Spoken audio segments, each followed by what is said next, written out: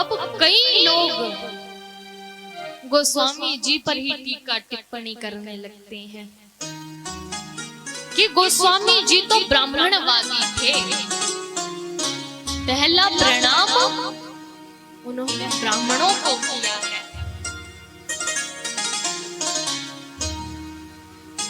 लेकिन गोस्वामी जी ने तो पहला प्रणाम विप्र को किया है। अब विप्र कौन है?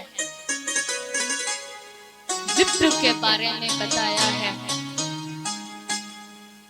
विप्र वो है जो शास्त्र और सदाचरण के प्रतीक है, जो अपने ज्ञान से इस संसार के अंधकारों को दूर करे। ज्ञान के जो प्रतीक हैं, ज्ञान के जो सागर हैं, वो विप्र है। जो त्यागी है, वैरागी है, वो विप्र है। जो प्रभु के भजनों में, प्रभु की भक्ति में लीन है, वो विप्र है। और गोस्वामी जी ने प्रथम प्रणाम विप्र को किया है।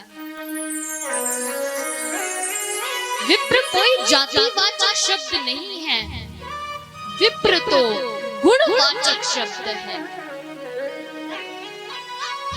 और हमारे यहाँ तो गर्भ की पूजा नहीं होती, कर्म की पूजा होती है।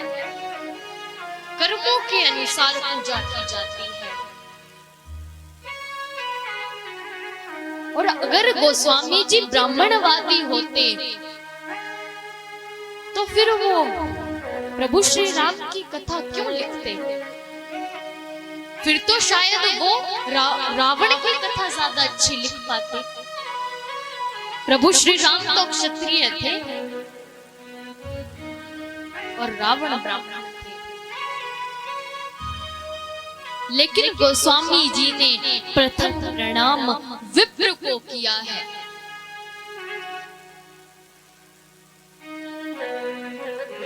तो गोस्वामी जी के शब्दों का ऐसे अपमान नहीं करना चाहिए। गोस्वामी जी ने संतों को प्रणाम किया है, साधु का चरित्र कपास के समान बताया है। बड़ी सुंदर उपमा दी है कि साधु का चरित्र कपास की तरह है,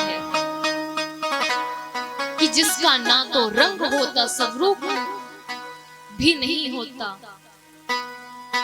जिसकी कोई सुगंध गंध नहीं होती,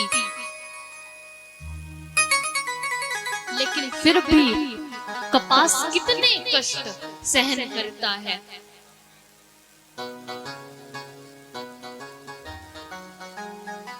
और सभी के अंगों को ढकता है।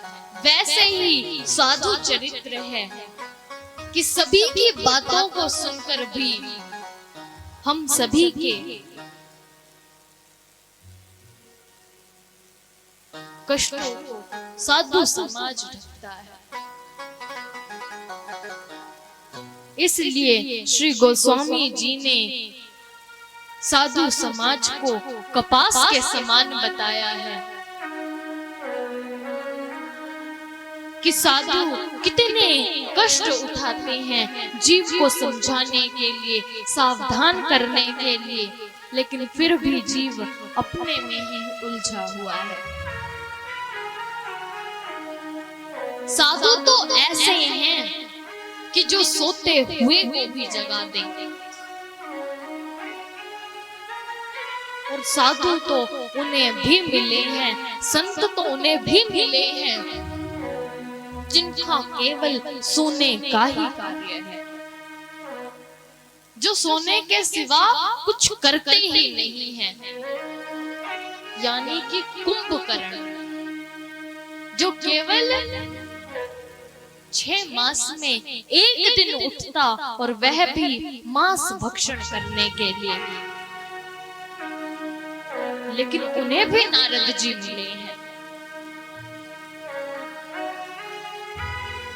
कैसे मिले, क्योंकि संत तो जीव को देखते रहते हैं कि कब थोड़ा सा भी अवसर मिले और मैं इन्हें रामायण के बारे में बताऊं, प्रभु के बारे में बताऊं।